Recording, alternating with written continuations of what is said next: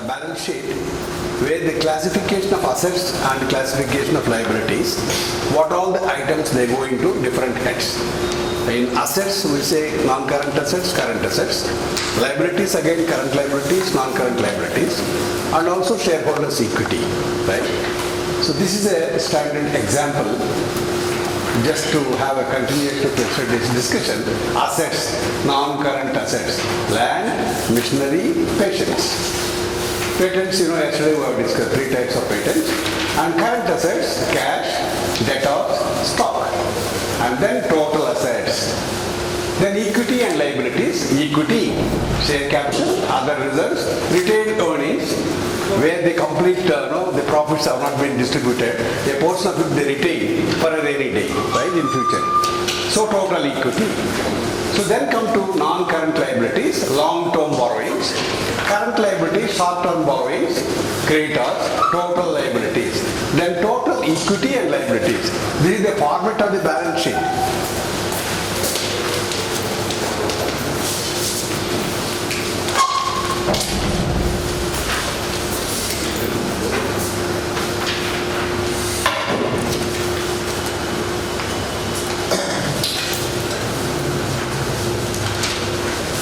The third important financial statement that the insurance companies bring up to the end of the financial year is cash flow statement. What is a cash flow statement? Cash is flowing, and cash is also flowing of 2 times, coming and going, right now. So this is the last of the 3 major financial statements in a company's annual report. What is the cash flow statement? The cash flow statement records the movement of cash, how the cash has come into the company and how the cash has been spent, and of the cash out that took place during the last financial year. It also shows the company's net cash flow for the year. So this is a very simple definition for cash flow. Movement of cash are the keywords, right? Cash in and cash out during the financial year. That's a very simple. The format of the cash flow statement, very, very important. A cash flow statement analyzes cash flows into those arising from operating activities. Again, cash in and cash out are common for all the 3 activities. So these are the main 3 activities: operating activities, investing activities, financing activities. You should not write operating. It is not operated, or it is not invested, or it is not financial. You should write all ing, right? Financing, investing, operating. These are the 3 important activities.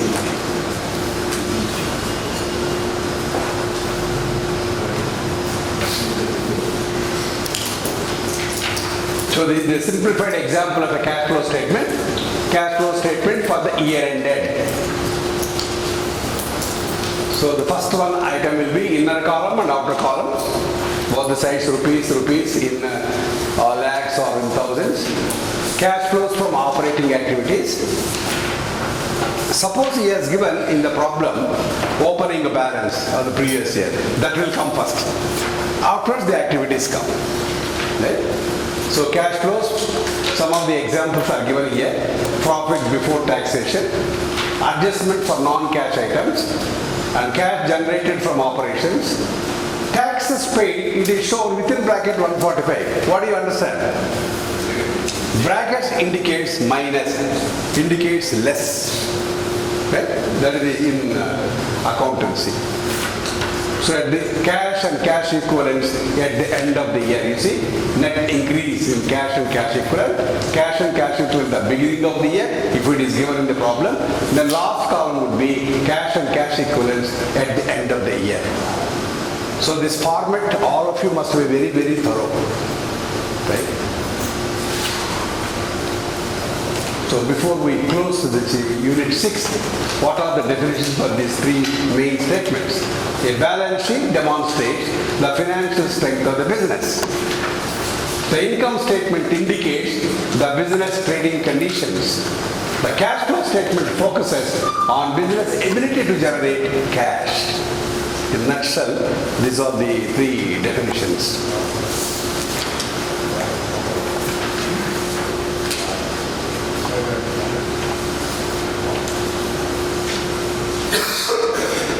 So when you find time after going to your places, you see according to the Companies Act 2013, I have provided the format for all the three statements. Different headings are there. It will be of some use or interest to you. You please read. Not now, right? This is sufficient for now. Sir, for how much marks is something of cash flow? Such kind of This is called marks. So yesterday also I told you, right?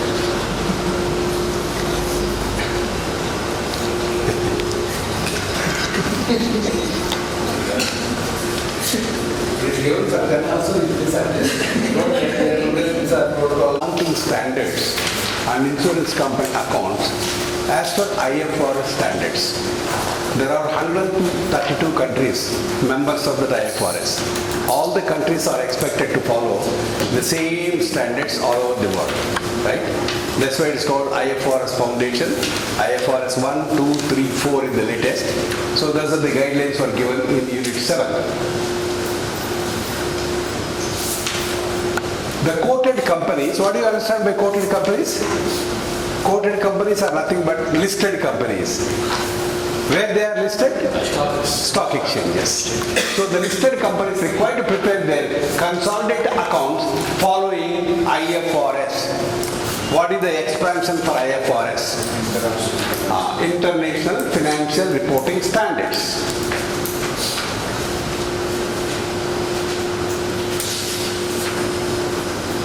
Before we go to IFRS in proper, let us see why the foundation has started, IFRS Foundation. So what are the objectives for IFRS Foundation? What are the objectives for IFRS Foundation? Number one, the principal objectives of IFRS Foundation are, there are 4 objectives. Number one, develop in the public interest a single set of high quality, understandable, enforceable and globally accepted financial reporting standards based upon clearly articulated principles. If this question is asked, suffice if you write up to here point number 1. Right? So what you should write? It is a single set of high quality, understandable, enforceable and globally accepted financial reporting standards based upon clearly articulated principles. So this is the principal objective of IFRS Foundation, right? Now we'll go to the second point. To promote the use and rigorous application of those standards. Number 3, in fulfilling the 1 and 2 objectives, take account of as appropriate the need for range of sizes and types of entity in diverse economic settings. Number 4, to promote and facilitate adoption of IFRS. You please stop here for promote and facilitate adoption of IFRS being the standards and interpretations issued by IASB. You can, IFRS you can stop here. Promote and facilitate adoption of IFRS. That is the last objective. So these are the 4 principal objectives why IFRS Foundation has been founded or established.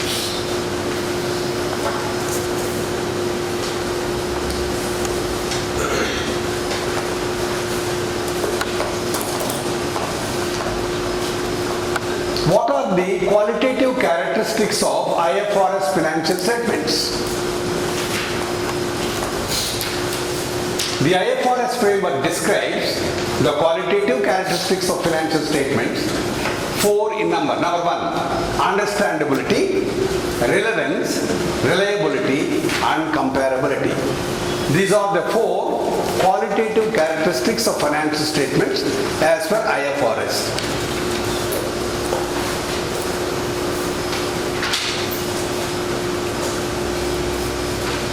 You are able to see in the material? Yeah.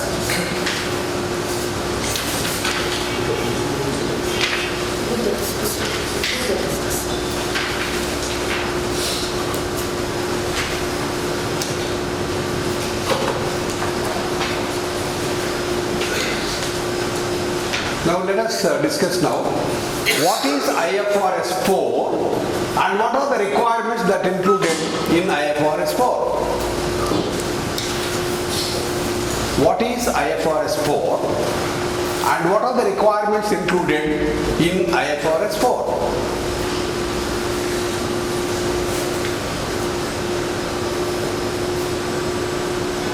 IFRS 4 is the standard that relates to insurance contracts, but this mainly deals with the definition of an insurance contract and guidance on presentation and disclosure requirements. Everybody must very clearly understand this. IFRS 4. Before IFRS 4, there was no comprehensive standard. So after IFRS 4, it is a standard that relates to insurance contracts, mainly deals with definition of insurance contract and guidance on presentation and disclosure requirements. So friends, keywords there should be in your answer: insurance contract, guidance on presentation, disclosure requirements. These are the three important points your answer should cover. This is what is IFRS 4. What are the requirements for IFRS 4? There are 6 requirements. Number 1, insurance companies need to make extensive disclosures about their insurance risk management policy, interest and credit risk information, terms and conditions of insurance contracts with the impact on future cash flows. Now the key word here, impact on future cash flows. For that, what is the risk management mechanism you are having? That is the first requirement. Second one, insurance liabilities must be kept in the insurer's balance sheet. So that is the second requirement. Naturally, assets and liabilities are there in the balance sheet. So insurance liabilities must be kept in the insurer's balance sheet until they are discharged, cancelled or expired. These are the 3 keywords. You should keep all the liabilities in the books, in the balance sheet till they are wiped off. Number 3, insurance liabilities must be included in the balance sheet without offsetting them against related reinsurance assets. So when they embrace for reinsurance arrangements, because reinsurance has been done, that to that extent you should not diminish from the balance sheet liabilities. Liabilities must be shown as it is, though you have got reinsurance arrangements. 1 crore policy is there, 50 lakhs you have reinsured. So from your liability 50 lakhs you should not reduce. Your liability is 1 crore. That is what? Without offsetting reinsurance arrangements. That is point number 3. Point number 4, a test of adequacy of recognized insurance liabilities. Always you must have an eye on the liabilities. Because even the regulators' solvency, you should have 50% of your assets must be more than your liabilities, and it has also got relationship with the capital employed and also solvency factor. So that means a test of adequacy of your assets to liabilities must be always on your books. Point number 5, an impairment test for reinsurance assets. Once you made reinsurance arrangements, there may be that you are not getting, when the claim occurs, your money you are not getting back. And there may be some delay. Reinsurers also they do. That's why you must have impairment test, means you must go on reviewing it, all your reinsurance arrangements with the reinsurers. Direct insurance called original insurance company. Reinsurer is the other company. So you must have a constant review right now, and that is the impairment test, whether everything is fine with your reinsurance arrangements with various companies. Last one, point number 6. Provisions provisions for possible claims under contracts that are not in existence at the reporting date, such as catastrophe and equalization provisions, and are not permitted by way of contract. UK GAAP, you replace in your textbook by India GAAP.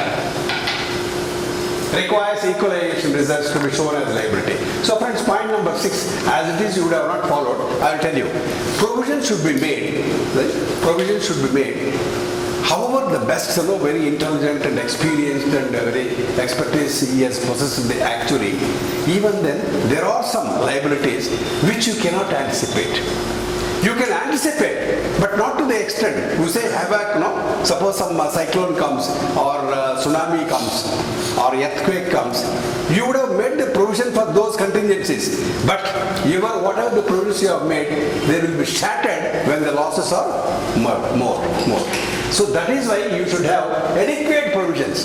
We are going to see in chapter 8, unit 8, how the claims adequate provisions should be done. So suffice if you know, provisions for possible claims under contracts that are not in existence.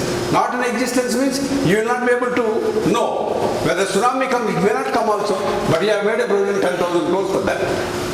So next year balance sheet 10,000 crores, it will be plus, because there was no earthquake, there was no tsunami.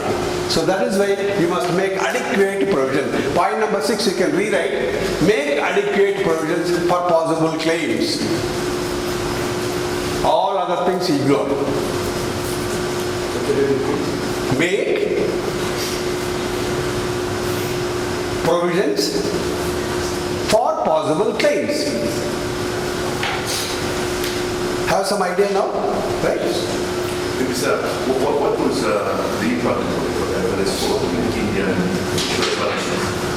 Pardon? What was the impact of adoption? What is it? What is the impact of? Application of IFRS 4. What is the impact of application of IFRS 4? The balance sheet. See what happens, some of the companies, they were not following. No? The standards which they have to follow, accounting standards, they were not uniform. Each company was having their own, right?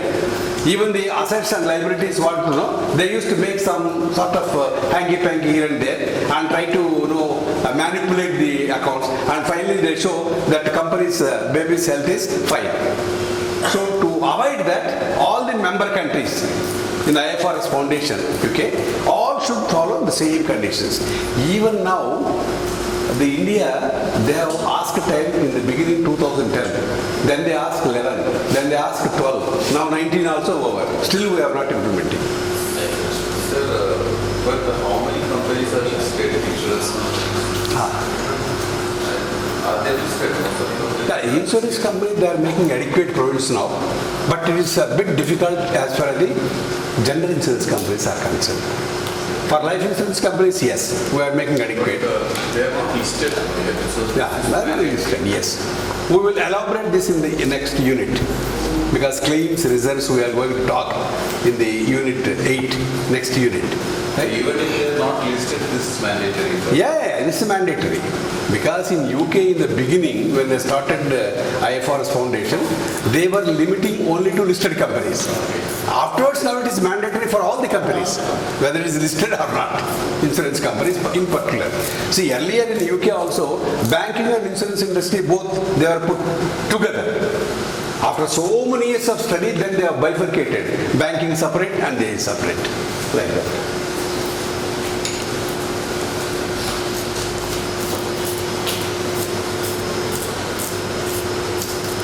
List the IFRS financial statements.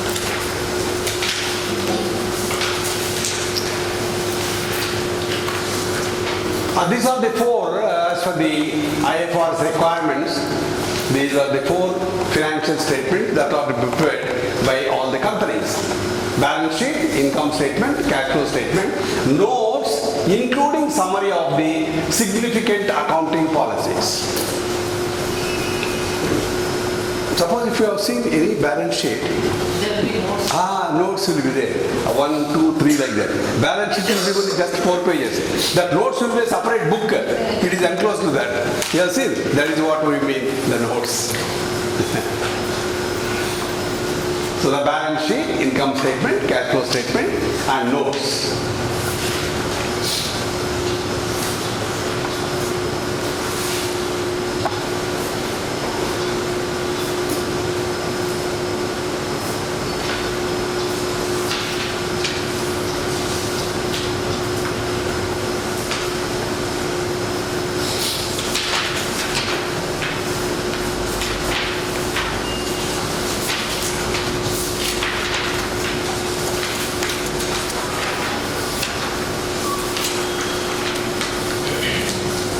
Let us see some of the abbreviations, what it stands for, when we talk about the accounts.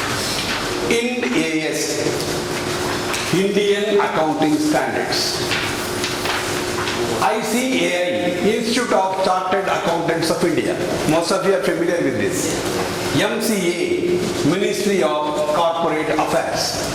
IFRS, just now is the International Financial Reporting Standards. GAAP, it is US GAAP, UK GAAP, India GAAP. Let us not write Indian GAAP. India GAAP. What is GAAP? Generally Accepted Accounting Principles. IASC, International Accounting Standards Committee. IAS, Indian Administrative Service, right? Is it accounting standard? So International Accounting Standard, not Indian Administrative Service, IAS, right? And ASB, Accounting Standards Board. National Financial Reporting Authority, NFRA. RBI, Reserve Bank of India. IRDAI, Insurance Regulatory and Development Authority of India. SEBI, Securities Exchange Board of India. You have got in your material? Yes. Now let us see important among the 23. ICAI, MCA, IFRS, India GAAP,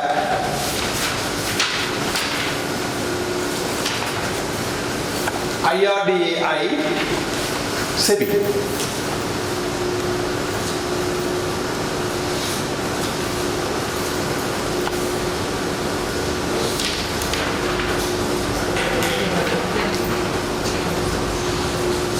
These are all the various amendments that were made in 2016 latest on Indian Accounting Standards, Amendment 2016. Just for your information, I have given a summary and what are the significant differences between Indian GAAP or India GAAP, IFRS. I have given you 20 differences. At your leisure, you go through after reaching your places. Right? So this is very briefly what we discussed in Unit 7. Now we will go to Unit 8. So you don't have any mathematical problems in Unit 7 and Unit 8. Right? Mathematical problems are only in Unit 6 and Unit 9. Unit 9.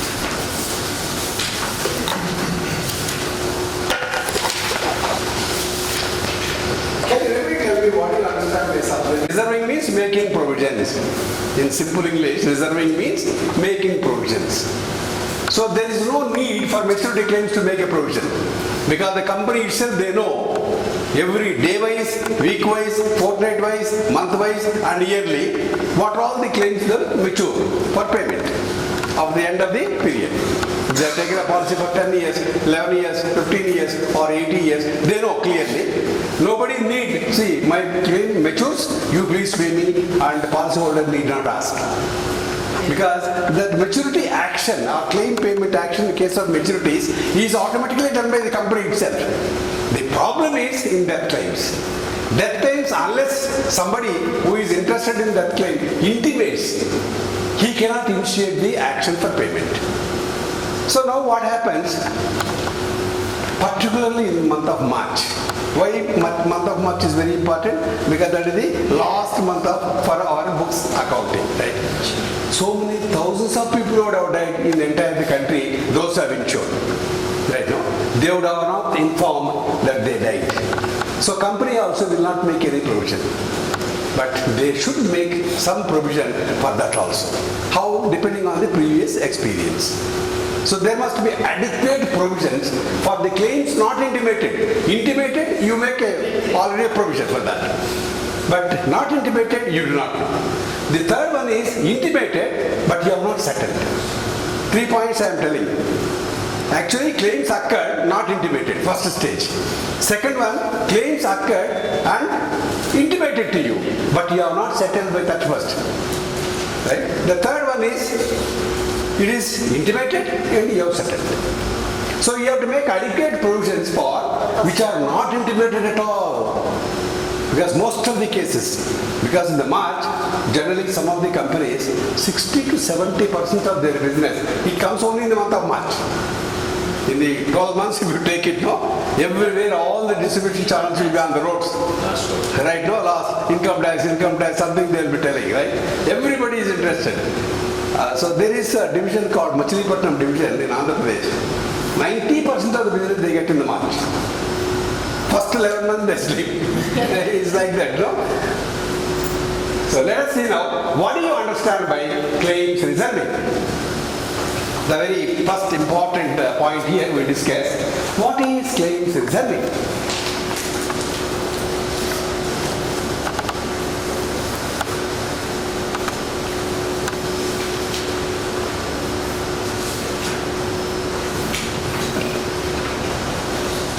Let us make it very simple.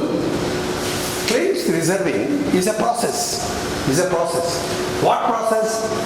The company has to determine how much they should set apart from the total amount for payment of claims. In simple words you can write, in your own words, the process by which the insurance company determines how much to set aside for claims,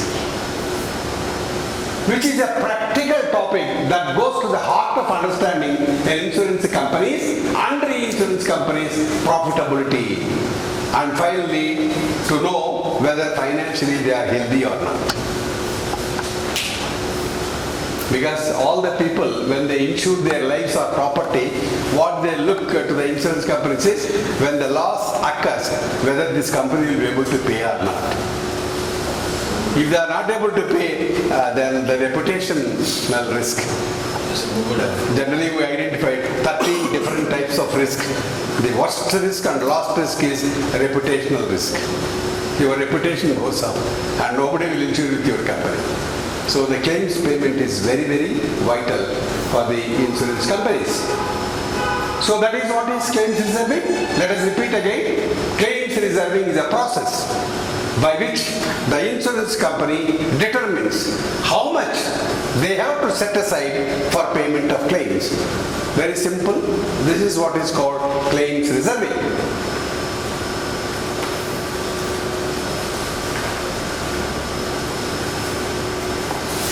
What are the range of decisions to be made as a part of planning process for the claims reserving? Yesterday we discussed in Unit 4 what is the planning and performance budget, which is done in the last quarter of the previous year for the next year. So when you make planning, each department they make plans. So claims also, there is a person or maybe senior vice president or director claims. So he will make his own plan about the claims reserving. That is what he says. In addition, as a part of the planning process, it is important to make a range of decisions for claims reserving. Our topic is claims reserving. So in the planning stage itself, you must draw a suitable plan for claims reserving. So when you have got different lines of business, what do you mean by different lines? Not line 1, line 2, line 3. Particularly in general insurance, there are different lines of business. Motor, right? Fire or property, right? No? Liability, like that. So there are generally 13 lines of different businesses in general insurance. So when you have got 13 lines and all the portfolios you are having in your company, which portfolio is doing good? Which portfolio is not up to the mark as you have planned, it is not coming up. That is what the first point. There are 6 decisions. Number 1, which lines of business are profitable and should be grown? That you have to plan when you talk about claims reserving. Which lines of business are not earning the required return on capital? And so, what is the remedial action you should take? That is the second point. You are following, no? There is no explanation also. It's very easy. Third point. What are the appropriate premium rates to charge to earn the target return on capital? Whether the premiums which you are charging are not adequate to the risk you are managing? That is the third point. Fourth point. Whether the company should seek more capital to maintain solvency margin, etc. and what the expected return on capital would be. Shall I go to the next slide? First, these are the 4 points. Now, whether the company is holding the appropriate amount of capital for the risk that it is writing.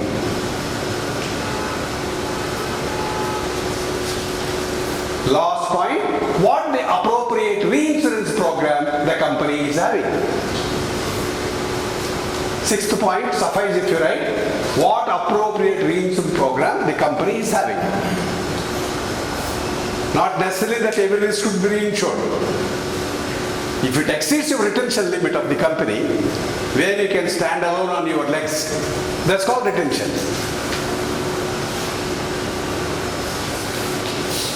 See once again, 6 points.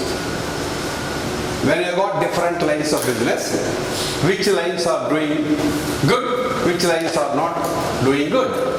Number 2, if some lines are not doing good, if you are not earning adequate interest on the capital, what do you do? What do you do means, what is the remedies you take? Number 3, what are the appropriate premium rates if the premiums charged are not adequate? Number 4, the company should seek more capital if it is required. Number 5, whether the company is holding appropriate capital for the risk it is undertaking. Last one, if the company is having adequate reinsurance arrangements. But globally it is tested. If you have got more than 40% of your reinsurance arrangement, you are not doing well. If you are having reinsurance arrangements 40% and above, the company is not doing well. Should be less. How does it? All the less. Should be less. It should be. Reinsurance should be less. Yeah, reinsurance should be less. Otherwise, you don't have expertise in managing life insurance. Because whatever it comes, if you are going to reinsure, whatever you are there. So no, that's not a good program. Generally, you should not exceed 20%. Right. If it is 40, tolerable, maybe some requirement is there. But if it is more than 40, that company is not doing well. Right now. So actually, sorry to ask this. No, tell me. This is very important. Insurance companies, right? They also have the same set of standards and everything. Yes. Except for that, then they cannot go for further reinsurance. But they have every other standards and maintenance of this one. They have to maintain the minimum capital requirement. But the thing is, retention limits are different. When they are having 24 life insurance companies and 34 general insurance companies, what risk they can manage themselves standing on their own legs. That is called retention limit.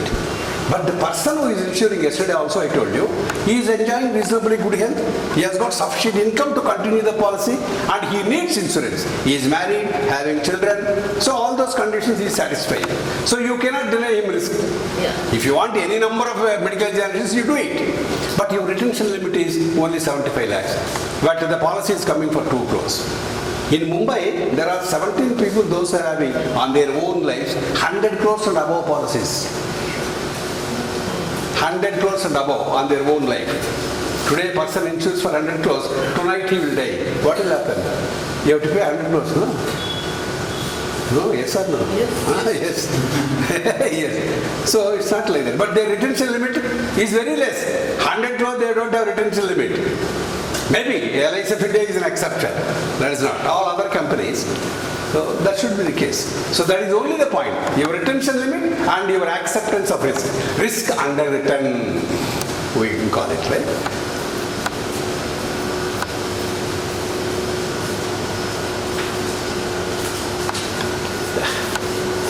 This is another important topic.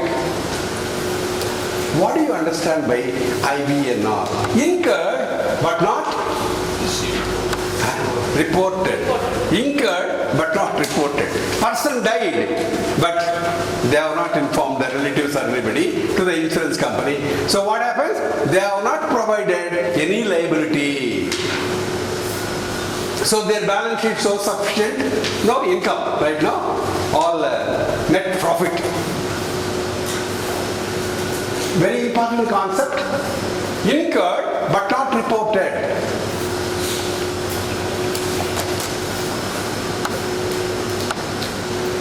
Let us see this. When the insurance company, they have not received any information about the losses occurred, what do they do? What do they do? They must do something, no? Otherwise there is a balance sheet. It will be tilted. It will be tilted. What they have planned and what they have achieved. A fundamental accounting concept is that accounts are produced following the accruals concept, which means that transactions are recognized when they occur. Whenever the claim is reported and the insurance company, they take that liability in their books and they provide liability in the balance sheet. Regulator recognizes this in its framework, and other accounting standards have similar recognition requirements. As a result, when considering which claim should be accounted for in an accounting period, what is the accounting period? 1st April to 31st March.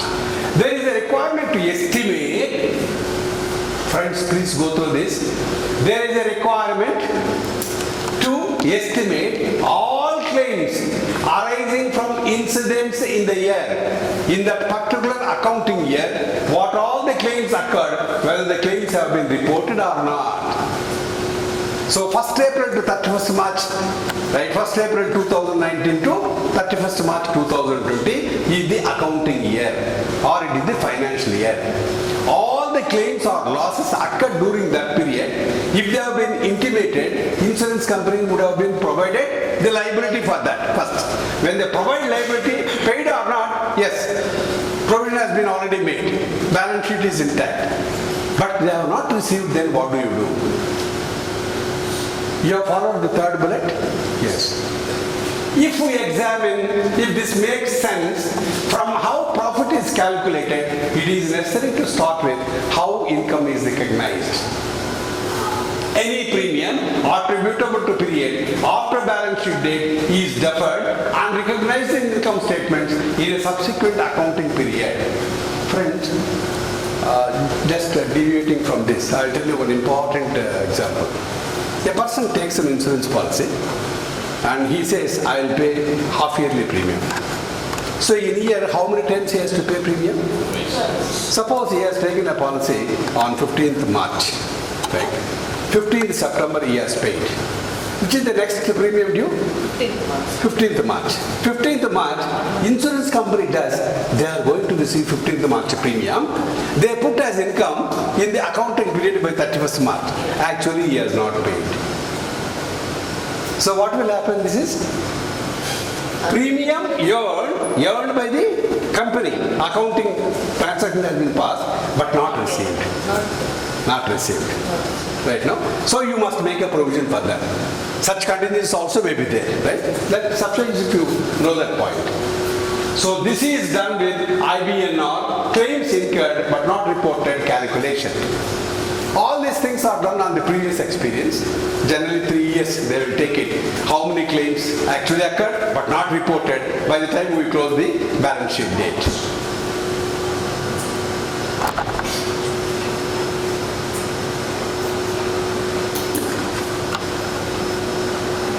Friends, in your material, these two items are not properly explained. So I would request you write these two. A mention has been made there. You see, if you want, it is there. But what exactly is the definition for unearned premium reserve, unexpired risk reserve?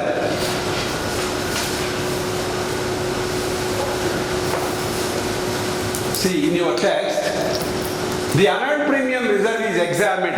What do you mean by unearned premium is not explained there. Similarly, if it is deemed not to be adequate, then the unexpired provision has to be set up. But what is unexpired premium definition? It is not there, right? So I have added this. You please note down. In the textbook itself, you can note down. What do you understand by unearned premium reserve and unexpired risk reserve? This is the question. Unearned premium reserve. Unearned premium reserve. You have already taken the premium which is falling due within the balance sheet as if it will be paid. But it is not paid. Then you have to make a provision for that. Such cases. So unearned premium reserve is an item appearing in the liability portion of the balance sheet. It reflects the amount of premiums written. Written means underwritten, accepted, but not yet earned. It is a technical reserve. This is the explanation for unearned premium reserve. All of you kindly note down.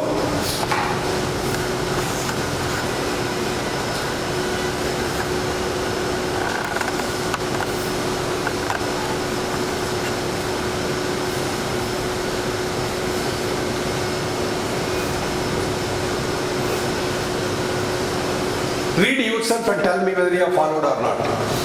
What is that premium reserve? Unearned. It is not earned. That is why you have to make a provision. There will be so many premiums which are falling due and the policyholders are not paid. So you have to make a provision for that. When you make any provision, that means it is a liability in the balance sheet. Next year when it is paid, then it is changed. Unexpired risk reserve.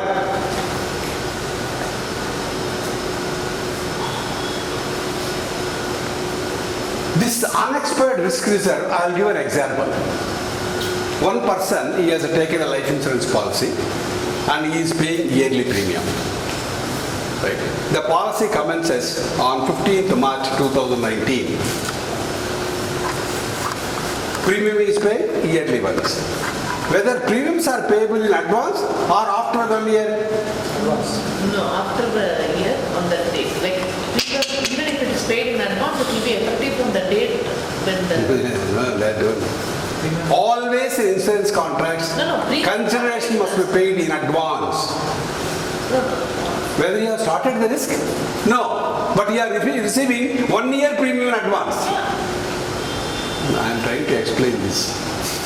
What I am explaining is the relevance for unexpired risk premium. Today you have collected 1 year premium. Right now? Whether you have covered 1 year risk today? No. Yes or no? No. No. Maybe you have covered 1 day or 2 days, but not the entire year.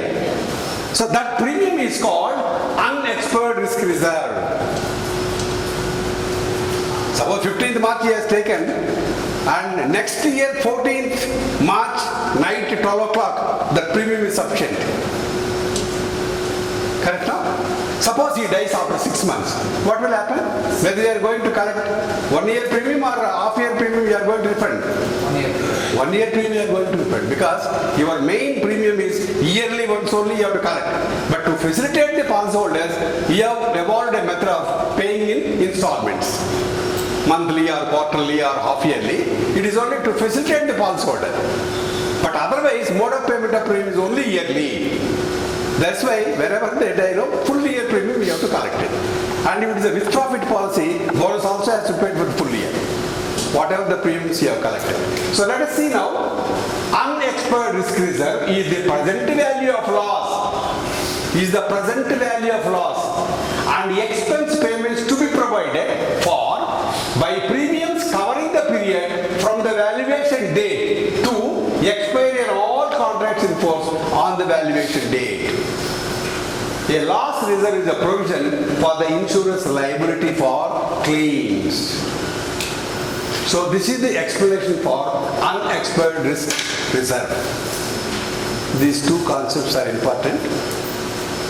You please go through that once again. Sir, you are actually, how this is taken on an average basis or actual? Ad hoc basis. No, not ad hoc. Again, the previous experience. Generally, they take 3 years experience. So what they have experienced in such contingencies, how much provision has been made. So on that, maybe they extrapolate by another 5% or 10%. Depending on the volume of the book, we call insurance book, life insurance book, general insurance book. Book means not 100-page notebook. So the total, the amount has been written, the number of policies have been completed, what is the sum assured. That's called insurance book. That book is open till all the policies, claims are settled. So it may take even 100 years. Because just a 0-age baby can take a policy for 100 years too. So unless all the, you see somewhere you are having in the same unit, claims run off. Have you heard it? You see in the same claims run off, claim will not run. No, claims run off means the book will be vacant, only it will become zeroized. Only when all the claims have been settled, maybe maturity or death. So they make a provision based on the previous experience. So when you say claims reserving, how do you make reserving? What are the different methods which the insurance companies follow to reserve some amount? This much amount has to be reserved. How you reserve it? Reserving methods are there for both direct companies as well as reinsurance companies.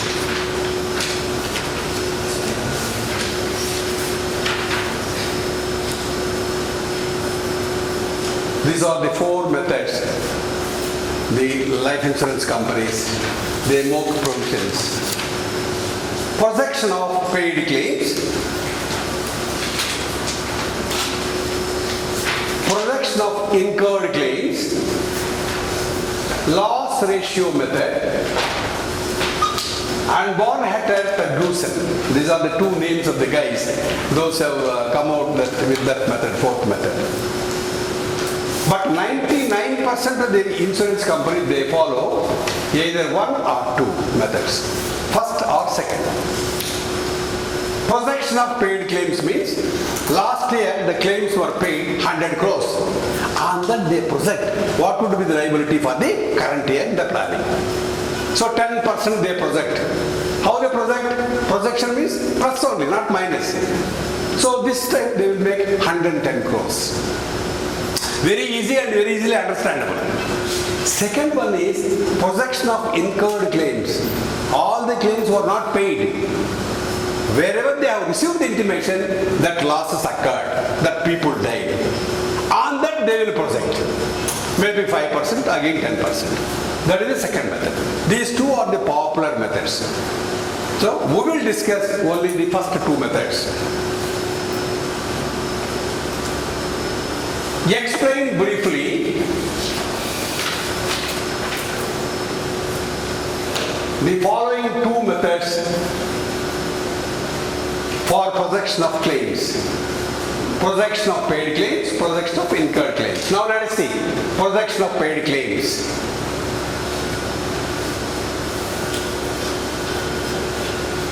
And this is very simple method. Anybody can follow, anybody can understand. Extrapolate. What do you mean by extrapolation? Your previous experience say 2015, 2016 is 1 year. You have paid say, just an example only, 100. 2016, 17, you have paid 110. What is the difference? 10. So 10 you will put on the outer column. Next 2018, 19, 19, 20, you will put the extra column. So again these 2 mean you take it. That's called extrapolation. That's called extrapolation. The difference whatever it is there, no? That is extrapolated. That means what we projected, what actually happened. Yeah, what, no, not projection and all. See, what number of amount you have paid or number of policies you have paid for 1 year. Next year also you take it. Yes. What is the difference? You take the outer column. Okay. Like that last 3 years, outer column will be there. That mean is extrapolating. Okay. That mean may come 12.5%. Within that. Within that, that's called extrapolation. Right? The simplest method is just extrapolate the paid claims and not use any other information available such as incurred cost of claims. As payments would have been subject to inflation, this method assumes that the typical claims inflation experienced in the past will be experienced in the future also. What is inflation, friends? Simple English, not bombastic, all theories don't tell me. What is inflation? What is deflation? Inflation, general rise in prices. This is called inflation. Right? Simple. Right? General rise. There are actually 17 methods of inflation. Let us not bother with it. So you must make a provision for that inflation. The amount every year, no? Say what you have to pay 31st March 2019, say 100 crores you have not paid. You are going to pay during 1920 financial year, 100 crores may become 110 crores Yes. because of the inflation. So that is why he is telling, make a provision for inflation also. Okay?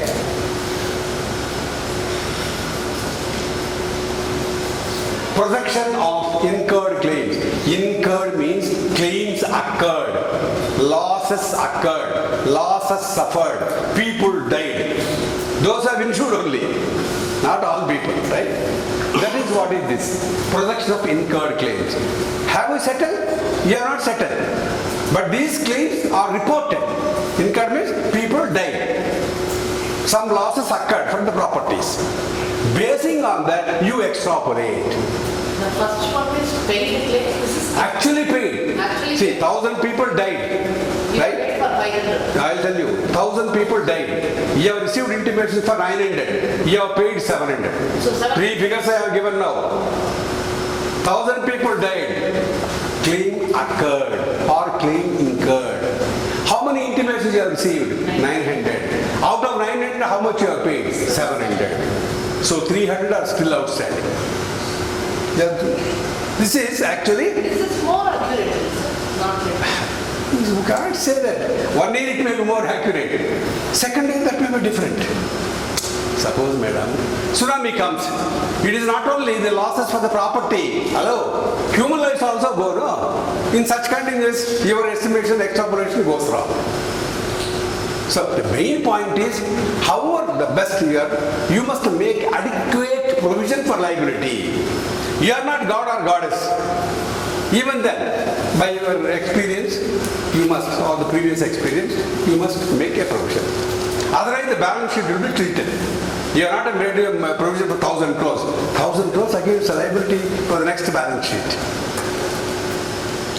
As this is uses more information, the expectation is that this method will produce a more accurate estimate of claims than the projection of paid claims. Madam Kalpana. Right? However, madam, your point only. You said no, without reading more accurate, no? Maybe he heard, so he had changed it. However, issues will arise with this method when there has been a significant change to claims handling procedures. For instance, due to changing instructions in values to use claim settlements. Hence, it is important that the claim analyst working on the claims projections meets with the claims handlers to understand what changes have been made to claims handling procedures. Here, there are two things. Underwriters, claims handlers, and third parties. Who are the underwriters? The people, those who accept the risk, or the people, those who refuse the risk. The second point is when a claim occurs. Maturity time we are not bothered. That claim only our main point. So, while settling the claims, what are the precautions they take? They are called claims handlers. Right? Once they handle the claim and give green signal, there is another party, third party, who actually pays the claim. So when the person who is paying the claims, he also studies what is the procedures adopted by the claims handlers. So claims handlers, last year it was not there, but this year unfortunately it was there. So we must make a provision. A sanction is given to these people. So when they plan for next year, they take this point and they make provision. That is what is the third bullet. And then again inflation as usual. So these are the two popular methods. The small just two lines for each method you have to write. You have some idea these two methods now? You should remember extrapolation depending on the previous experience. One is already only paid claims. The second one is claims intimated or incurred. Whatever the new we are having it. Claims incurred.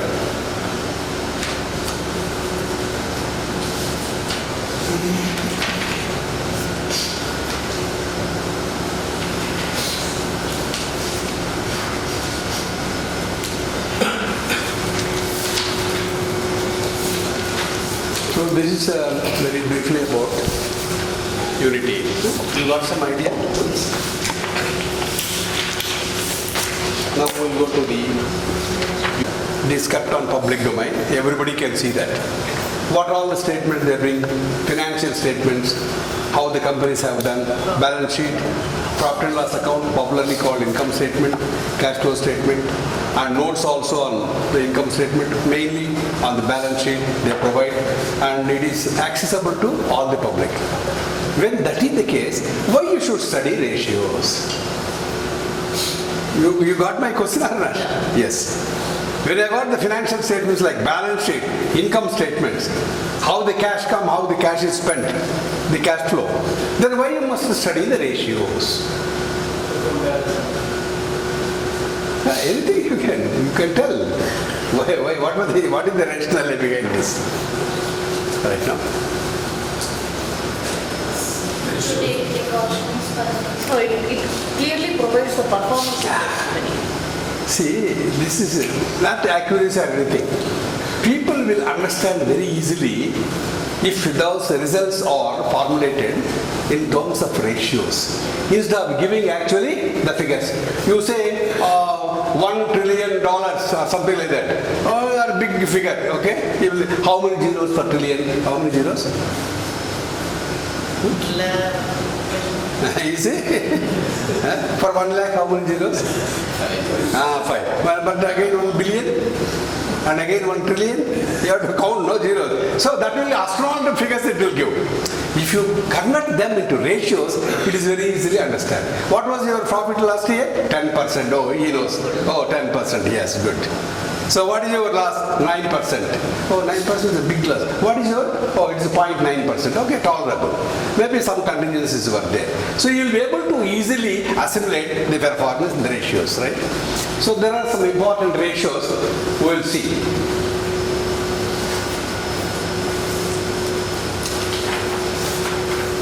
What are the frequently used financial ratios? Or list the frequently used ratios. Or name the frequently used 5 ratios.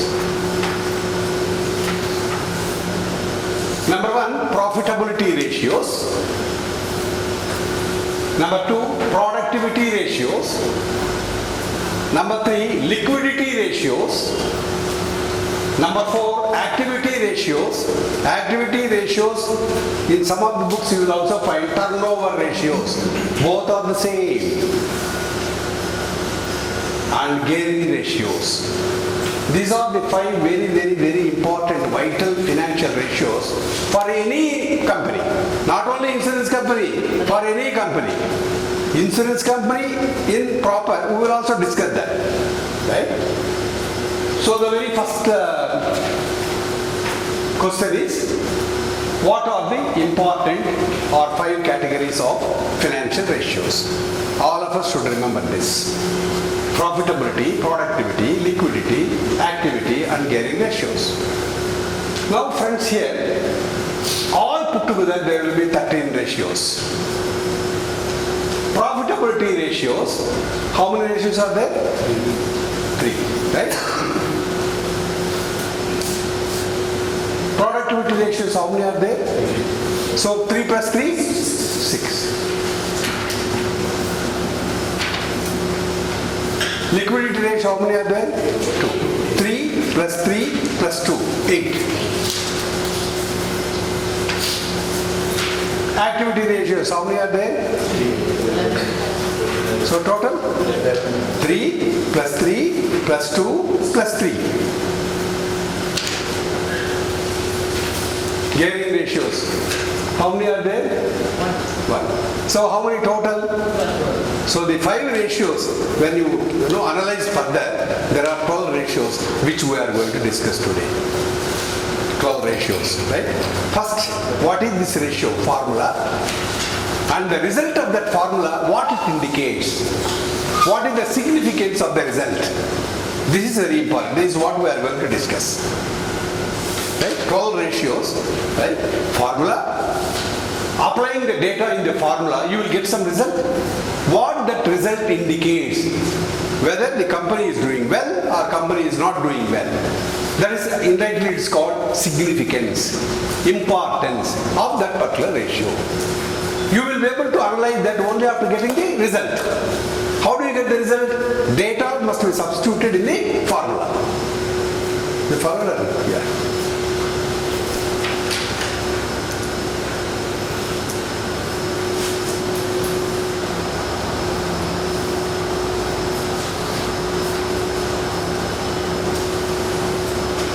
Profitability is one of the most important measures of a company's success and its viability.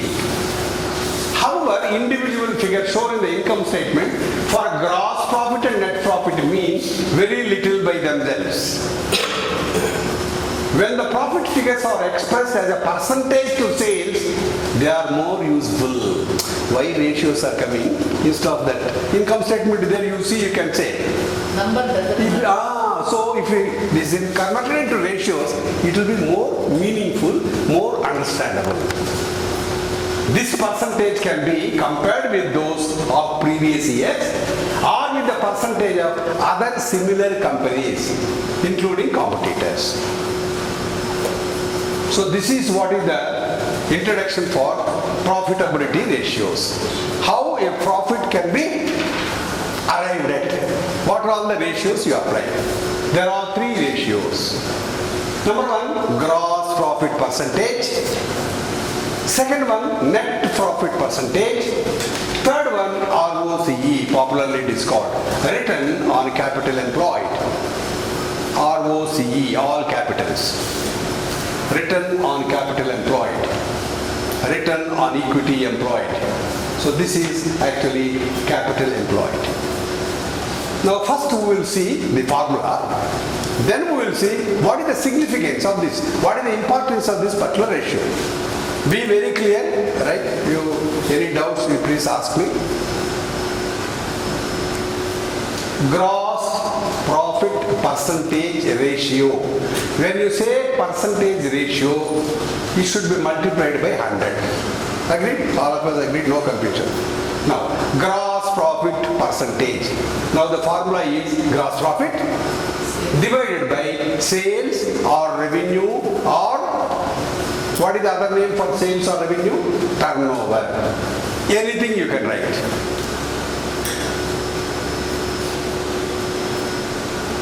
Which is the numerator, which is the denominator? Gross profit is numerator and sales or revenue or turnover is the denominator. So multiplied by 100. Suppose he gives 100 crores, 150 crores. Gross profit margin he says, gross profit is 100 crores, sales 150 crores. What is the profit margin? 100 divided by 150 multiplied by 100. So data is substituted in the formula and finally one result will come.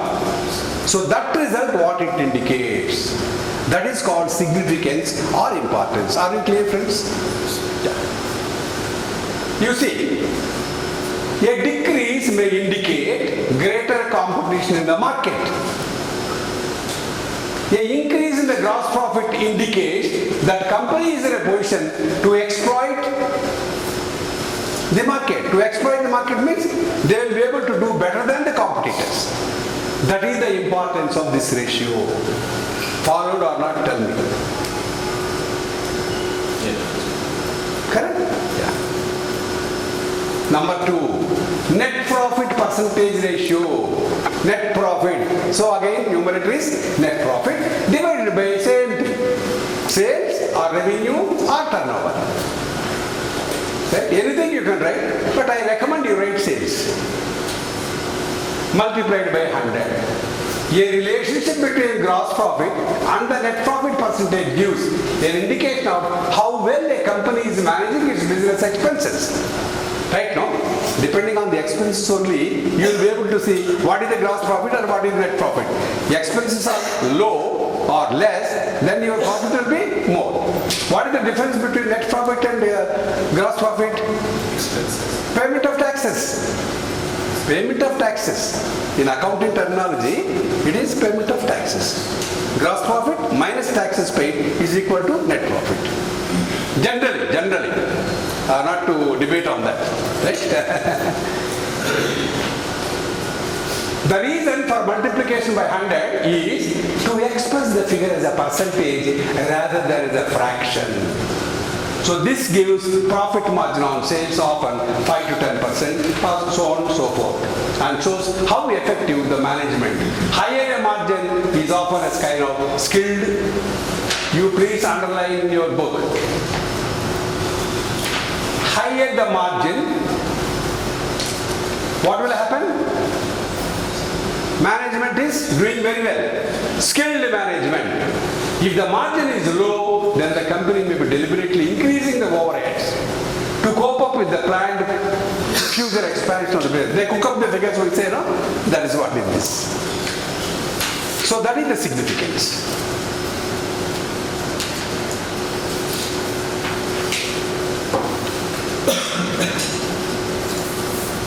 Return on capital employed, ROCE.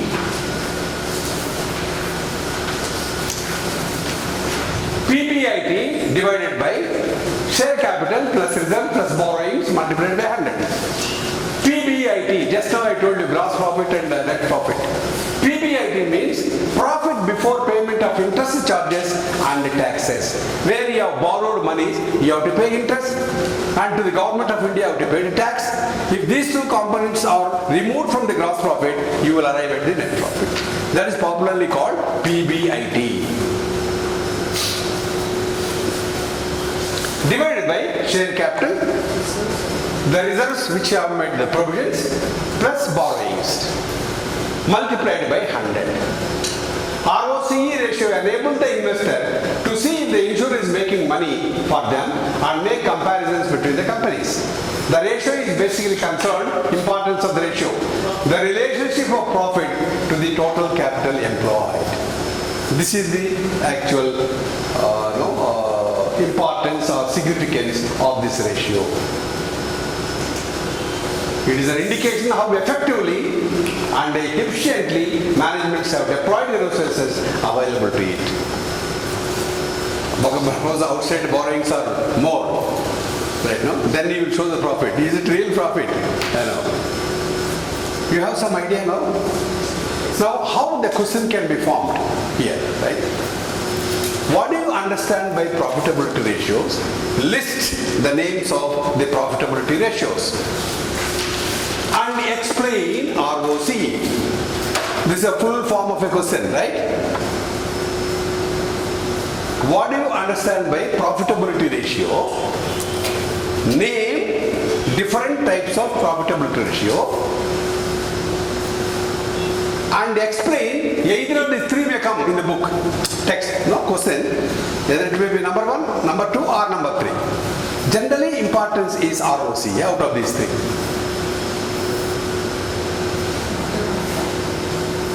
Friends, are you clear about this? Yes. Sir, this profit before interest charges and tax, is it gross profit or it's a different? Actually, profit is a gross profit only. Here the profit means gross profit only. But actually we don't indicate gross profit. We say profit only. But it is not net profit definitely. It's a gross profit only. From the gross profit, the borrowings if you pay the interest and the income tax to the government, then it comes net profit. Here the profit before interest charges and liabilities. Ah, yes. So that's the gross profit. That's the gross profit. PBIT is gross profit. But don't write gross profit divided by share capital. You write like this only.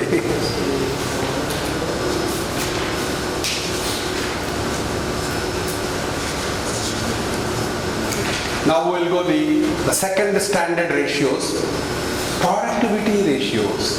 Again there are three ratios.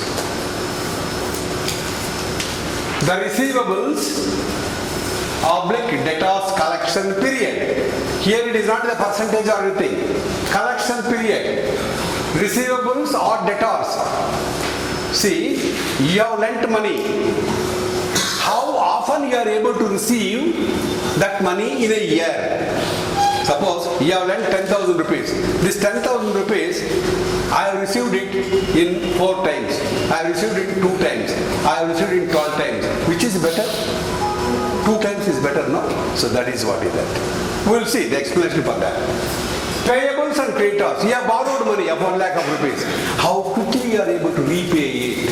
Repay it. That is the ratio. Last one. Inventory oblique stock turnover period. Suppose you got the 100 crores worth of this thing. There are 3 different modules. The stock is what? Stock is what? 3. Yesterday also we have seen, no? Stock contains 3. Raw materials, work in progress and finished goods. Right now, this finished goods, how often you are able to dispose of it? Then what will happen? Your stock in the beginning, raw materials, you should replenish very quickly. That means your business is, you are doing very well. When you are very frequently replenishing your raw material, that means your finished goods are going very fast. So these are the 3 ratios. It comes under productivity ratios. Productivity ratios. Number 1. Trade receivables. Receivables means you have to receive money. From whom you will receive? From whom you will receive? From the debtors. From the debtors. That is why I have put it oblique. Receivables means it is from debtors. Divided by sales.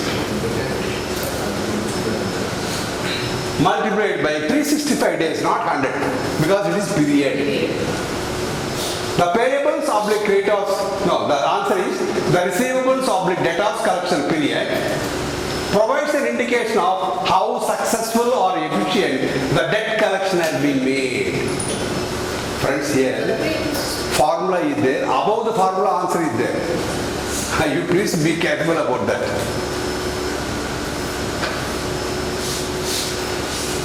Kalpana madam.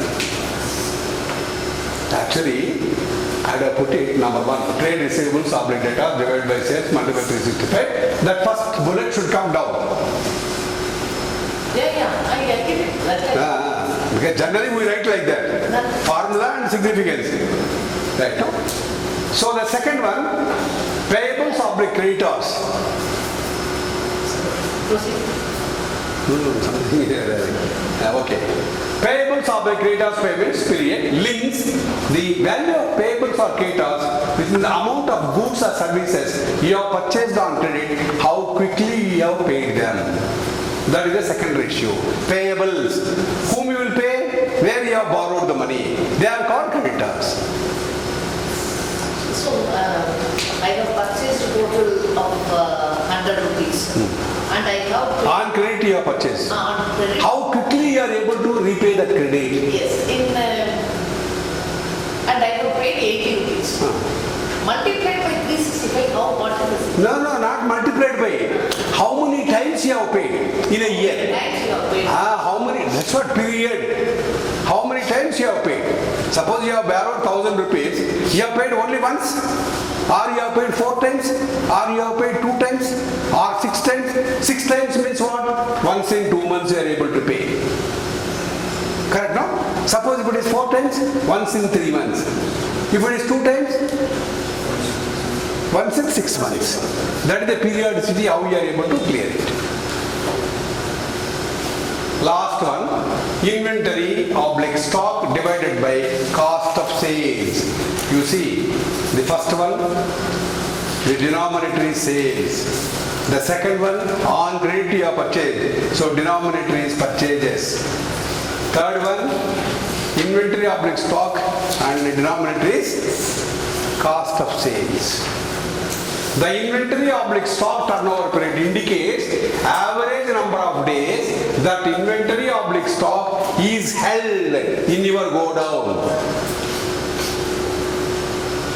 A change in the inventory oblique stock turnover period can be useful indicator of how well a company is doing.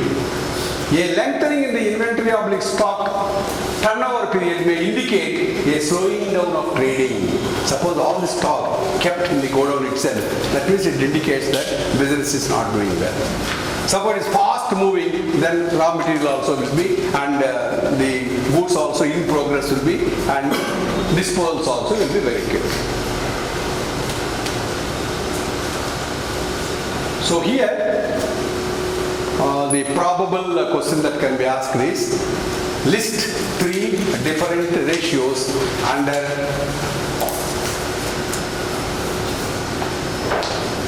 productivity ratios. List 3 different productivity ratios and write the formula.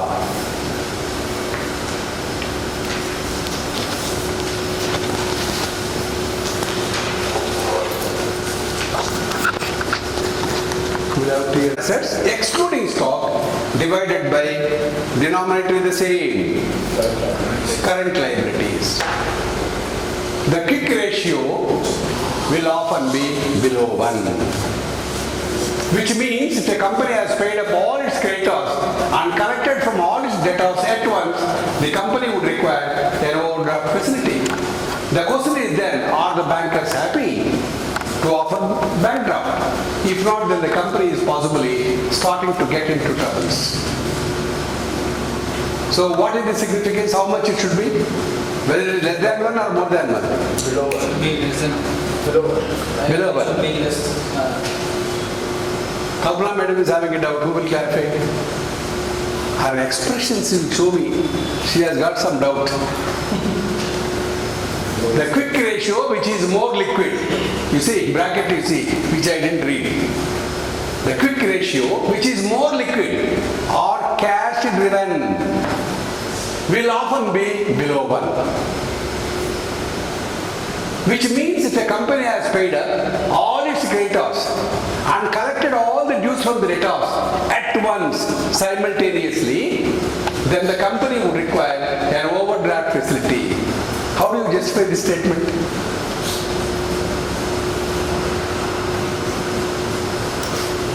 That is, all the money, what you have borrowed, what you have, both are equal. So now where is the money now? So you should go for overdraft.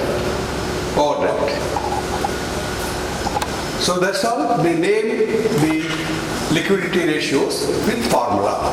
That the probable question is. Number 4, activity ratios or turnover ratios. Stock turnover ratio. You know what is stock, number of times we discussed. Debtors turnover ratio. Creditors turnover ratio. This is also almost similar to the second type of ratios. Right? Number of days and all, no? Yes. Number 1, stock turnover ratio. Cost of sales divided by average stock. Because of inventory stock. The stock turnover ratio, cost of sales divided by average stock. This ratio is used to investigate companies' stock holding policy. Remember this. Stock holding policy, underline it. If a company has annual cost of sales of 120 and holds an average stock of 20 at any moment of time, the stock is turned over 20 into 620 times. So 6 times per year or once in every 2 months. Agree with the statement? That means more number of stock turnover it is. Yeah, that's right. See, total cost of sales is 120. How many times they sold? Average stock in the stock is 20. So that means 6 times per year or once in 2 months. Changes in this ratio affect a business liquidity. If the stock is turned over more slowly, less cash is generated and relatively more cash is tied up in stock. That is the significance. Follow this? Follow this point? Yeah, tell me. Suppose, This is related to the current, sorry, not current ratio. quick ratio. Almost. See, I will repeat. Annual cost of sales is 120. On an average, at any moment of time, in the stock, 20 will be there, average stock. Right? Then the stock is turned over 6 times. 6 into 20, 120 per year or once in 2 months. Stock is turned over once in 2 months. The more the stock is turned over, then the disposal should be more. Debtors turnover ratio, sales divided by debtors. When expressed in this form, this ratio indicates how often the amount of debtor is turned over each year. Sales of 180 per year and average debtors is 30. That means debtor turnover ratio is 6 times per year or once in 2 months. So debtors have paid to you the total 180 once in 2 months because it's 6 times per year. Same way now creditors. Credit means on purchase on credit. So the numerator is purchases. Denominator is creditors. So earlier one you see sales oblique debtors. Now this is purchases oblique creditors. So you remember that creditors turnover ratio. Credit means they have purchased on credit. This ratio is based on the same principle as the stock and debtor turnover ratios, but since creditors are created when the business buys something, it should be based on purchases and not on sales. If our purchases amount to 120 per year and our average amount of creditor is 10, our creditor turnover ratio is 12 times per year or once in every month. This means that we receive 1 month's credit from our suppliers. Now I think the last bullet it will clarify, the second bullet.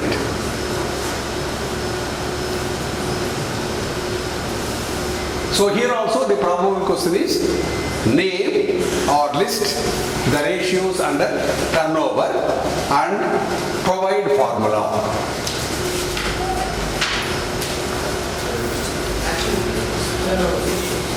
And provide formula. Friends, even in insurance companies also, this is one of the very, very important ratios. Gearing ratio, only one ratio only is there. Very, very important ratio. Gearing ratio is probably one of the best measures of company's future, and gearing ratio is easy to understand. It expresses borrowing as a percentage of shareholders' equity. What is the significance? The higher this ratio, the more the business in question relies on debt finance. Long-term borrowings are more. So gearing ratio, the formula is long-term borrowings whole divided by shareholders' equity multiplied by 100.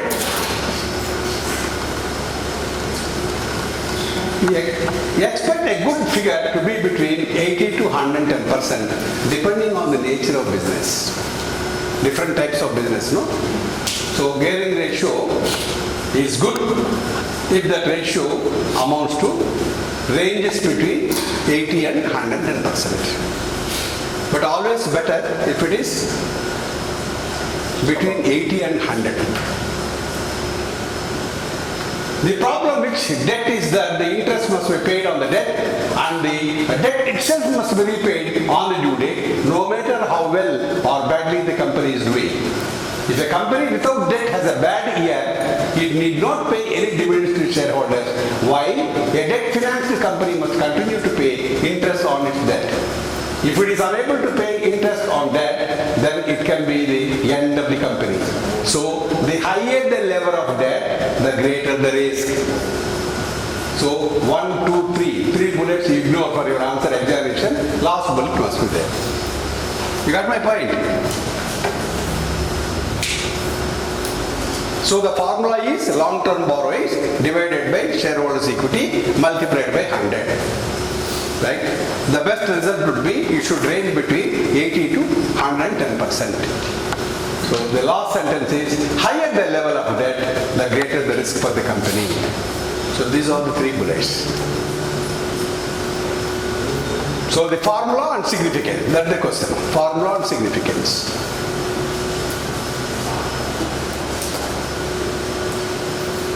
Now we will go, having discussed these 5 important ratios for any company, for any organization, we will discuss insurance company in proper, what are the important ratios. Solvency, liquidity, capital adequacy, profitability, claims. These are the important 5 ratios as far as insurance companies are concerned. More particularly solvency, capital adequacy and claims. Because you should pay all the genuine claims very promptly. Then only they can say, yes, this company is doing very well. Capital adequacy. We know yesterday 100 crores, 100 crores, 100 crores, 200 crores. Paid up equity capital, fully paid up. So whether that capital is adequate with reference to number 1, solvency ratio, where it should be 150%. So that is why the relevance is solvency and the liquidity, capital adequacy and claims. Okay, if everything is fine, profitability will come. We'll see very briefly about this.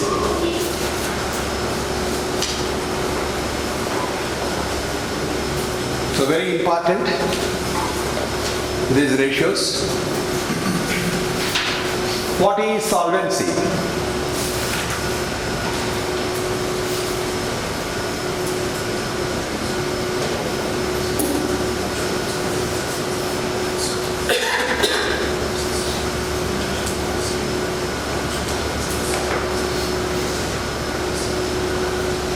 Friends, in insurance companies, how do you say that a particular company is solvent? Generally. So and so insurance company is doing very well. So and so life insurance company is doing very well. So and so general insurance company is not doing well. What is the basis? Combination. Combination. No, you are very good PhD man. I am only BCom. So, my first degree was BCom. So what is that? Claims. What is that income for insurance company? How much do they pay? Premium, HSBC, premium. So the entire solvency depends on the premium you receive, receivables. Right now, only claims are coming, premiums are not paid, then what will happen? Solvency, there will not be a solvent company, it's not a solvent company. So premiums, what is expected to be received by you, you should receive it. Then only claims can be paid promptly. Otherwise, the company will not do well. So that is what he is trying to tell here. Solvency ratio generally, it all depends on how well you are receiving the premium. It is difficult to gauge the overall risk an insurance company has accepted, and so for practical purposes, the measure that is taken for general business is the premium it has written. Premium it has written means the risk for which it has accepted to be managed, what is the consideration? Premium written means premium received for the risk you have undertaken. That is the point. So this is the ratio. Net sales divided by earned premium net of reinsurance. Net sales divided by earned premium net of reinsurance.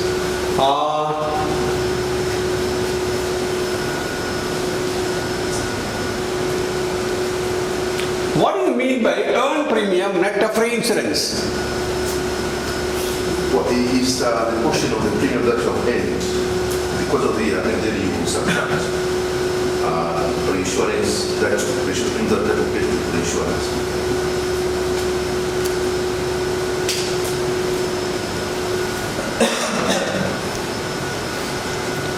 Earned premium net of reinsurance. What do you understand by that? The whole premium net of reinsurance is the premium which we get from the insurer. How the reinsurance arrangement is done? First, we also discussed more than once about the retention in session, right? So 1 crore is the policy accepted by the company. He is called direct insurer, the original insurer who accepted the risk. And his retention limit is 75 lakhs. So 25 lakhs, he is making reinsurance arrangement with the XYZ reinsurer. So how it acts actually? When we say he has made reinsurance arrangement, what does he do for 25 lakhs? He will insure that 25 lakhs amount with the reinsurance. The premium share will go. Now we are coming. So proportionately for 25 lakhs, he has to pay the premium to the reinsurer. Now what happened? A claim arose, death claim. You should receive to the extent of 25% claim from the reinsurer. Whether the policyholder knows this arrangement? No. Capital N, O. Capital N, capital O. No. He doesn't know. Correct? So earned premium for 1 crore policy for 20 years, earned premium is 5 lakhs per year. Right, no? So minus the 25 lakhs, whatever the premium is there, that you have to subtract. So earned premium net of reinsurance. Premium total for the sum assured at risk minus your reinsurance arrangement premium. So every day you will get now earned premium net of reinsurance. So you should be very clear about this. Yeah, Oman, our friend. So the earned premium will be moving the Earned premium is received only by direct insurer. Direct insurance. Direct insurer. so that risk For reinsurance arrangement, he has already paid to the reinsurer. now suppose after the seeding. No, I will tell you. Once again, I will tell you. For the benefit of all, not only for him. Now, 1 crore has been insured. 20 years is the term. Yearly premium, how much? Let us not bother about rebates and all those things. 1 crore divided by 20, how much? 5 lakhs every year he is paying, right? Out of this 5 lakhs premium, 25 lakhs he is making reinsurance arrangement. Yeah, so 25%. 1/4 of the premium of this 5 lakhs he is paying to the reinsurer. So he So 5 lakhs minus 1,25,000 is the earned premium net of reinsurance. 3,75,000 only. Yes, for example I took. I think it's okay. Or the other doubt I do not know. Okay. Net sales. Net sales. Net sales. What do you mean by net sales? 1 crore. 100 crores we have made sales. Another example, 100 crores. So from sales, anything expenditure is there for sales? Management expenses. You have to pay the commission to the agents. You have to pay brokerage to the distribution channel brokers. After that, what? After that only you will get net sales. Okay. This you forget. Surplus regulatory capital divided by regulatory capital available. This is called solvency coverage ratio, not solvency ratio. Coverage. Solvency coverage ratio. You remember solvency ratio. Understood, no? Yeah. Now the second one is liquidity. Liquidity means how quickly you can convert your assets into cash. How quickly? Which is the best asset for liquidity? Cash, this one or cash? Cash and cash equivalents. Cash. Remember for at least for 2 days, 3 days. Cash and cash equivalents is the best asset for liquidity. And this is the formula. Total liabilities divided by cash plus investments. Total liabilities whole divided by cash plus investments.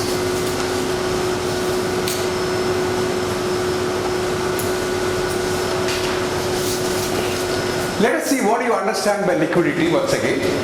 Premiums are received before claims are paid. Beautiful, no? Premiums are received in advance. Claims are paid only afterwards. Agreed?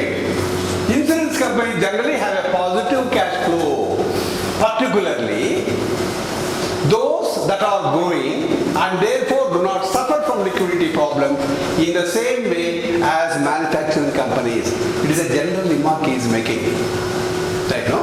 Because always liquidity will be more liquid in the case of insurance companies because you are receiving premiums in advance.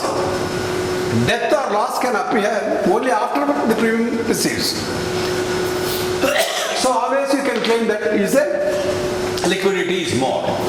No company likes to have too much of its funds tied up in liquid assets that often do not earn great amount. Many companies have excellent credit ratings and can borrow money quickly and cheaply. CHIEF, no, CHEAP. Cheaply, not chiefly. Right? Cheaply, if they need to pay creditors. However, there is always a danger of sudden unexpected requirements for cash, and for an insurer not able to meet these, then the question of liquidity comes. Right? Assets he wanted to sell and get the cash so that he can be paid. That is the importance of this liquidity ratio. Profitability. There can be considerable uncertainty over the appropriate amount to set aside for claims. Already we have discussed in Unit 8. Consequently, there is potentially a considerable uncertainty over the accuracy of each year's profit, and so far insurance companies concerned, it is often appropriate to look at profitability ratios for a number of years at a time. So because always the claims reserve will come into to decide the profitability of particularly general insurance companies. In profitability, there are two ratios here. No, three ratios. Profitability, there are three ratios. Number one, return on equity. Earlier we have seen a similar, it falls under which category? Profitability ratio. Profitability ratio, third ratio. What is that ratio? ROE. ROCE. Here it is ROE. C is missing. So don't have any confusion. There it is capital, here it is equity. Equity is from whom? Equity is shareholders. Shareholders. Equity is from shareholders. Right? So company owes that equity amount to the shareholders, the promoters of the company. So this is a primary measure as it enables an investor to see if the insurer is making money for them and make comparisons between the companies. Return on equity, so much I have invested, how much I am getting. Is it the same rate of yield we are getting the comparable companies, other companies, competitors? So if some other company is getting 15%, I am getting 8%, no, I am not getting adequate yield on my capital. He makes a comparison. The ratio is basically concerned with the relationship of profit to shareholders' capital and is seen as giving an indication of the efficiency with which the capital is employed by the company. So the ratio is, the formula is profit after tax. Somewhere else you have seen profit before tax, PBT, PBIT, interest, charges and tax. Here it is profit after tax, divided by shareholders' equity, multiplied by 100. This is the formula for first ratio under the heading of profitability ratios. Be very clear. What is the significance of this ratio? The higher the figure, emerging the better return. But as a rough guide, you should be making 2.5 times when compared to the yield from deposits, time deposits. Okay, friends? Gearing ratio already we have discussed at length. Same ratio here. Long-term borrowings divided by shareholders' equity multiplied by 100. It should range between 80% and 110%. Right? The more the gearing ratio, that means debt finance is more and the company is not doing well. Already we discussed. A highly geared ratio suggests that a company cannot finance its own activities. It is depending only on borrowings.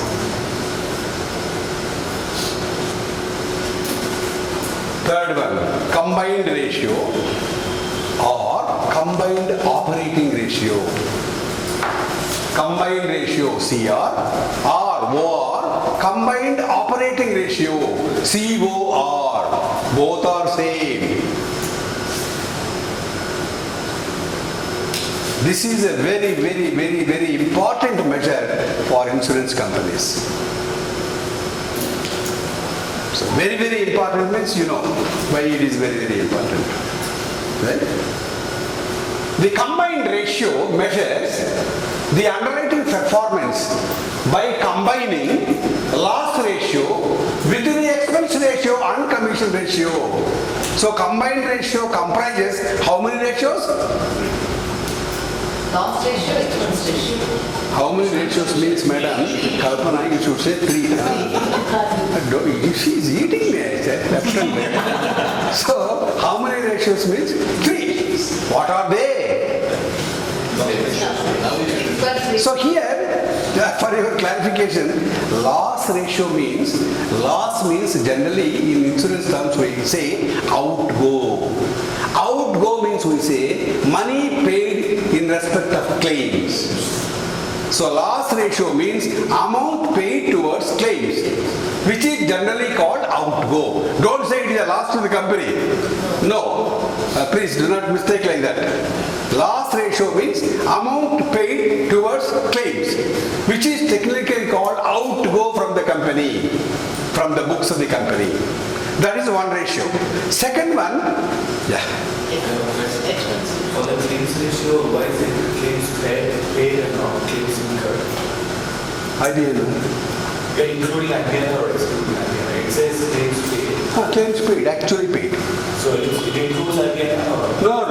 Actually claims paid. Actually claims. For combined ratio calculation, claims actually paid. Why? No provisions, nothing in IBNR. IBNER also is there, which I didn't discuss with you. No, not enough. What is IBNR? Incurred, but not reported. IBNER. Incurred, but not enough reported. You see, that ratio also is there. That is enough, that's why this I have removed. Okay, you see in the book it is there. If somebody can see that IBNE are also there right now. So the second ratio is, friends, when you secure a business, whether life insurance or general insurance, who are the distribution channels? Mainly the individual agents, and next is brokers. To some extent in foreign insurance, bank assurance, they are doing very well. So you have to pay commission. That commission technically called acquisition cost. What you have acquired? You have acquired the business. For that expense is brokerage or commission. That is called commission ratio. That is called, you are following or not? That is called commission ratio.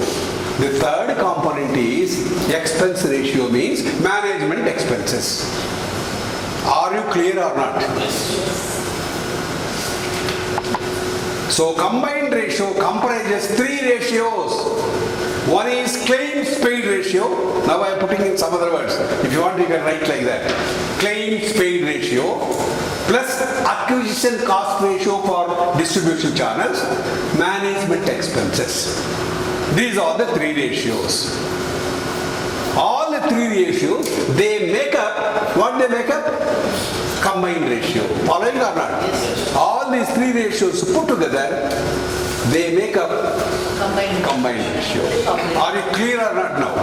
Combined ratio or combined operating ratio. Now let us see the formulae for all these 4 ratios. These 3 ratios plus combined ratio. Anywhere if you get doubt, please ask. Very, very important. This combined ratio, who are interested? This combined ratio, who are interested? Underwriters, accountants and analysts. Number 2, competitors. Number 3, senior executives of the company. These are the people, those who are interested in knowing the combined ratio.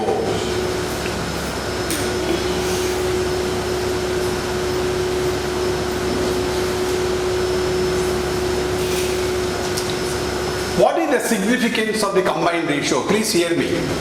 What is the significance? What is the importance of this combined ratio? If combined ratio is less than 100%, the company is making profits in underwriting. If it is more than 100, less than 110, the company is making slight losses in underwriting performance. If the combined ratio is more than 110, the company is likely to knocking the doors. Hello, like that. Have equity. Right? This is the importance of this combined ratio. So here what happens? Data will be given. The data you have to substitute in this formula, and finally you will get the percentage of combined ratio. Then you should say how the company is doing. This is the whole WHOLE, whole the problem, the question, right? A combined ratio below 100 generally indicates a good underwriting performance, and above 110 generally indicates poor underwriting or catastrophe losses.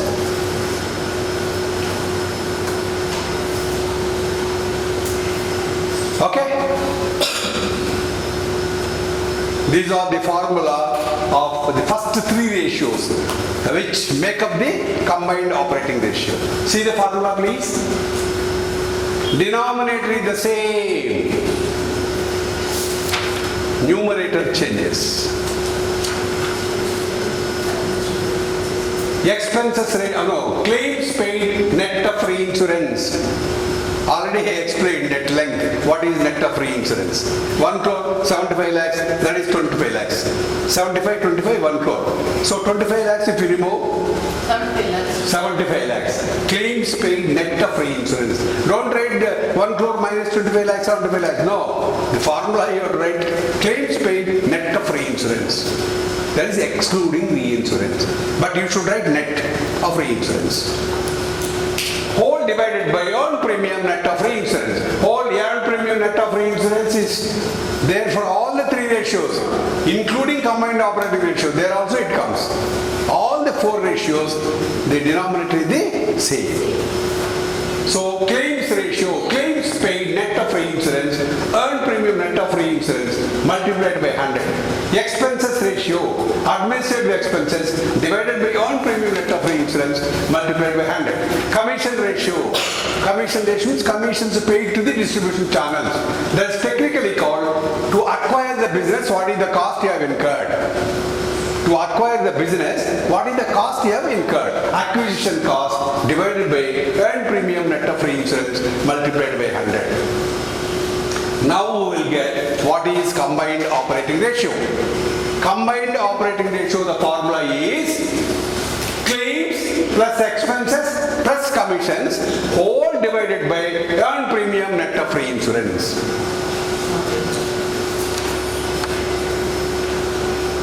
Any doubt, please ask me.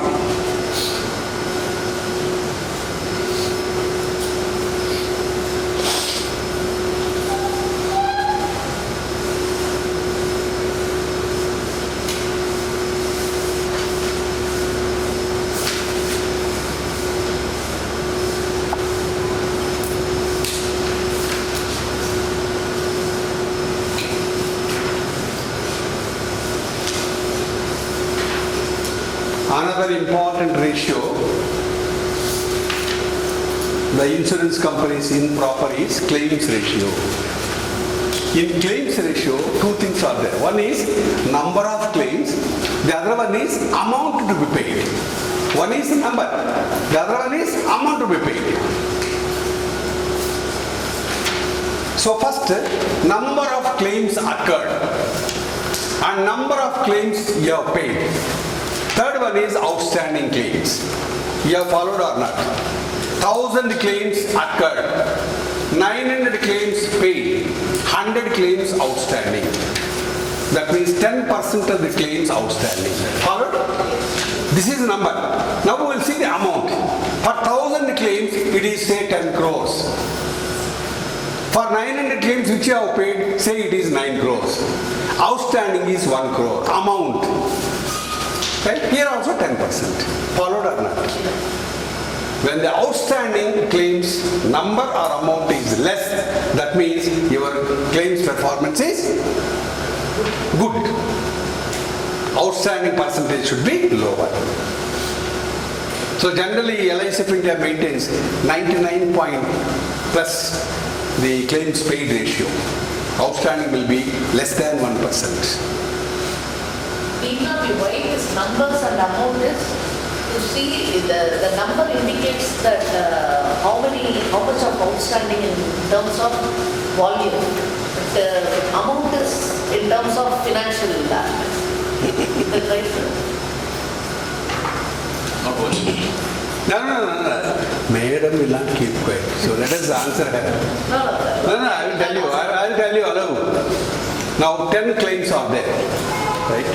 One claim. Outstanding is only one claim. 9 claims total liability is only 9,000 rupees. Yes. One claim outstanding is That one. 50 lakhs. So number indicates it's not important. Amount. That's why I should not say that most of the private companies, they cook up the results like this. A number of claims. It's like, just for clarity. I think I have answered your point. Yeah. So finally, assessing insurance companies' health depend on the 6 ratios. Claims ratio, expense ratio, commission ratio, combined operating ratio, return on equity and solvency margin. Right? Nutshell what we have discussed. This is how. Now we will move to unit 10. Right? After finishing unit 10, we will do some mathematics. I'll give you the data. You can work out the ratios. 4 main rating agencies in the world. Name 4 main rating agencies. Standard and Poor's. You see the spelling. Standard and Poor's. P-O-O-R''S. AM Best. Moody's. M-O-O-D-Y''S. Fitch. F-I-T-C-H. These are the 4 reputed rating companies in the world. In India, we have got 10 important rating agencies. Moody's is the rating agency. Very often they criticize about India's performance. You know or not? Yeah. Now, very first thing what we want, why insurance companies prefer to have a financial credit rating agency? What are the reasons why they want? Because most of the companies, they pay very heavily to the credit rating agency, then they obtain their opinion. Why? What is the purpose? Very important. Now, number 1, credit rating agency given by the outside company, that is the CRA, credit rating agency, it demonstrates a third party has given rating. Hello, Kalpana madam, you are number 1 in the world. See? So Kalpana madam is attracting customers. Where you insure? Kalpana's insurance company, like that. So a third party is giving rating. Right? So that is the first point. Third party has measured your performance. Number 2, when 24 life insurance companies are there, one is rated AAA, the other one is rated AA, the other one is rated A, the other one is rated B-, other one is rated C+, other one is rated D, other one is rated P. Then it can be compared the ratings because third party is giving the ratings. How all the companies are doing. Good? That means second point is you can make comparisons of the competitors. Followed or not? Yes. Third point. The customer is buying into a stronger rated company. So the customer, by seeing the ratings of a credit rating agency, the best rating company, from there he will purchase the products. That is the third point. Fourth point, it will facilitate the brokers and the customers. They can decide the risk appetite. What do you mean by risk appetite? Risk appetite. How much of this? How much of, yes, they can bear their own risk. That's called risk appetite. Have you followed now? These are the four. Right? Very easy to remember. Last one, so many lines are there, but confine your answers. Broker and customers can decide on their risk appetite by choosing the financial strength rating. That's all. Full stop there.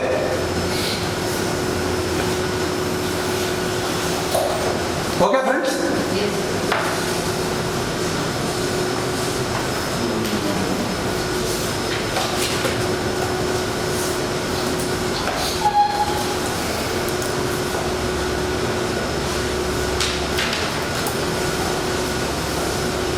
When you talk about risk appetite, name or list or mention or write the policies and procedures used to set by insurance company in their risk appetite statement. There are 4 items.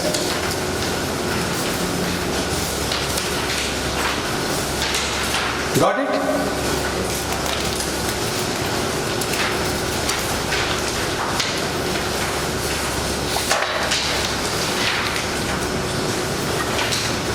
What are the policies and procedures that should be there in an insurance company's risk appetite statement?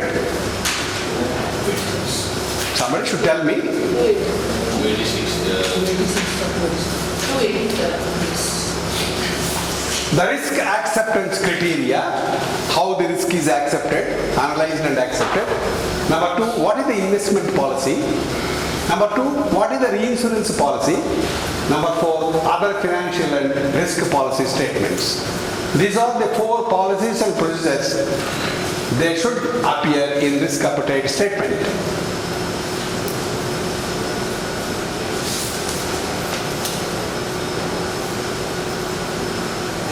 There is a concept called economic capital model. This economic capital model will assist the company in taking major decisions of the company. What are those decisions? There are 5. Insurance companies increasingly use an economic capital model to help them in a range of decisions. What are those decisions? Is it the page number? Pricing, portfolio target returns, reinsurance purchasing, investment selection, demonstrating capital adequacy. These are the 5 decisions, very, very important in economic capital model.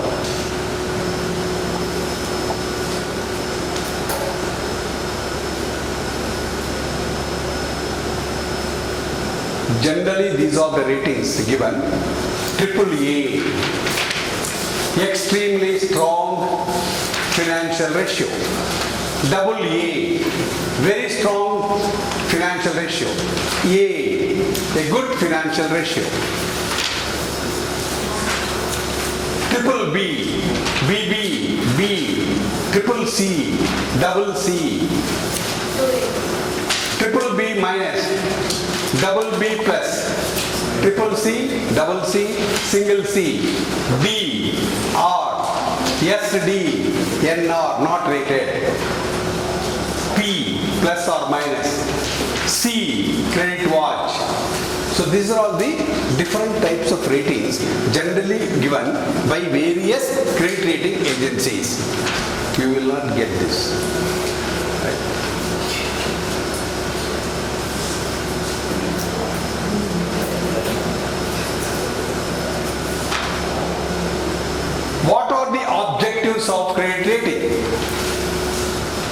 next important topic in this unit 10 is what are the objectives. Earlier we have seen why companies go for credit rating. Some of the points can come here also, the objectives, right? Improves a healthy discipline on borrowers. Lends a greater credence to financial and other representations. Facilitates formulation of public guidelines on institutional investments. Helps merchant bankers, brokers, regulatory authorities in discharging their functions related to debt finance, debt issues. Encourages greater information disclosures.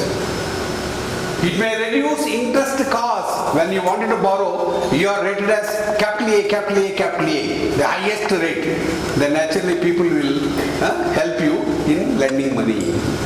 That is the point number 6, with lower interest. And it acts as a marketing tool. Oh, the best rated company, let us go to this company. So marketing tool. When you want to sell your products, that will help you. Any ambiguity in this? Okay.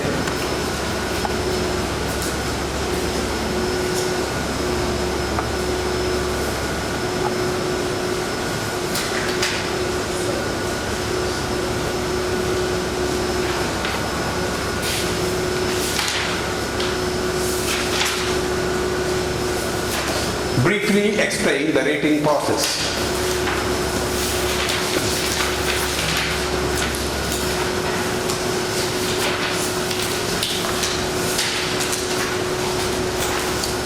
Regulation 24 of listing introduced, SEBI has given the directions.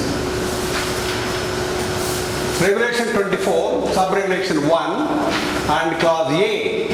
Every credit rating agency shall specify the rating process. They file a copy of the same with the board. 2. Every credit rating agency shall in all cases follow a proper rating process. 3. Every credit rating agency shall have professional rating committees. 4. All rating decisions, including decisions regarding changes in rating, shall be taken by the rating committee. Underline the rating committee.